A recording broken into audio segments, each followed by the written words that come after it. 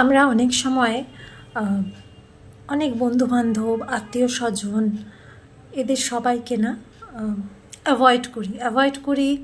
হয়তো নিজের কোনো কাজ থাকে বা আমাদের মুড নেই কথা বলার বা দেখা করার, আমরা অ্যাভয়েড করে দিই খুব ইজিলি। এখন মনে হয় রিয়েলাইজেশনটা না ধীরে ধীরে চেঞ্জ হচ্ছে। খুব ছোটোবেলায় দাদু, আমার মায়ের বাবা, আমরা যখন খেলতাম ভাই বোনেরা, ডাকতো, কাছে ডাকতো, আয় এসে বস, আমার সাথে কথা বল, গল্প করায়, গল্প শোনাই, কথা আছে।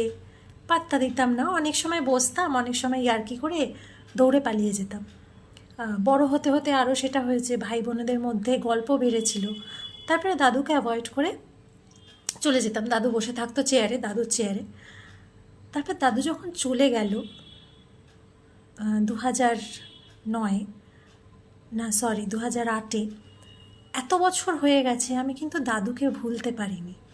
আর এত বছর হয়ে গেছে, আজও দাদুর কথা মনে হলে বা দাদুর কথা বলতে আমার চোখে জল চলে আসে, আমার গলা কেঁপে ওঠে।